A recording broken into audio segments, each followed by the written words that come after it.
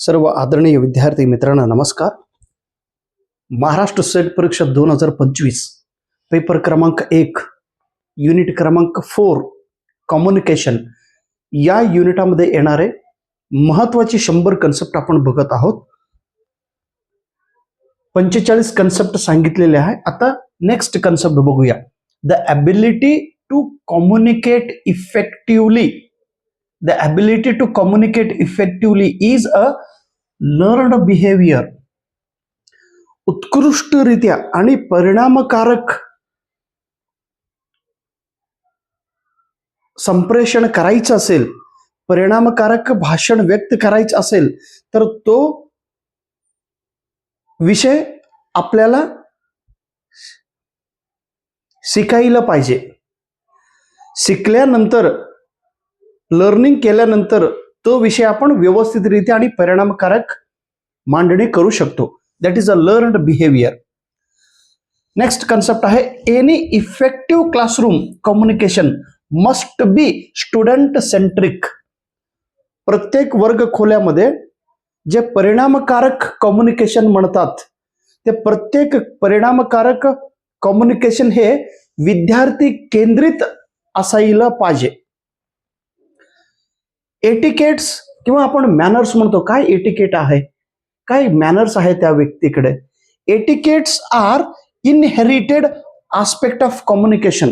प्रत्येक भाषामध्ये प्रत्येक कम्युनिकेशन मध्ये एटिकेट असायलाच पाहिजे आणि असतात. एटिकेट्स आपण म्हणतो म्हणजे बोलत असताना सभ्य रीतीने, चांगल्या पद्धतीने, व्यवस्थितने जे रूल्स अँड रेग्युलेशन, एटिकेट्स किंवा मॅनर्स आपण म्हणतो.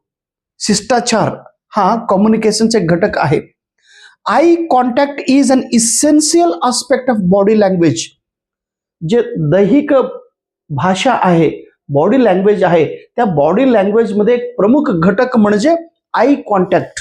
आपण बोलत असताना समोरच्या व्यक्तीसोबत बोलत असताना त्यांचा डोळं आपण पाहिलं पाहिजे किंवा आपलं we should communicate with the people by looking at their I.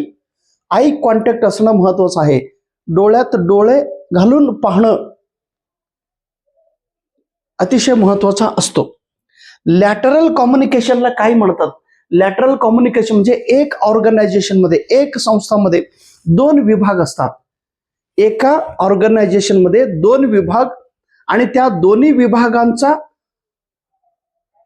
दोन्ही विभागामध्ये कम्युनिकेशन होत असेल तर त्याला लॅटरल कम्युनिकेशन असे म्हणतात. लॅटरल. ओके. इक्वल पोझिशन मध्ये ते कम्युनिकेशन होत असतात. इक्वल.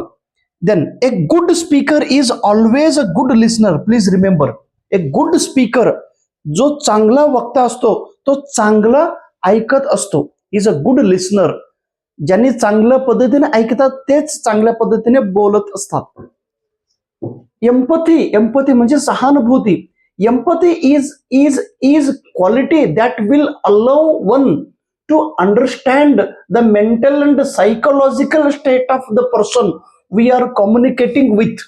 आपण ज्या व्यक्तीसोबत बोलत असतो त्या व्यक्तीचा मानसिक स्थिती आणि त्याचा बौद्धिक स्थिती, त्याचा कंडिशन काय आहे हे समजून घेऊन आपण बोलला पाहिजे.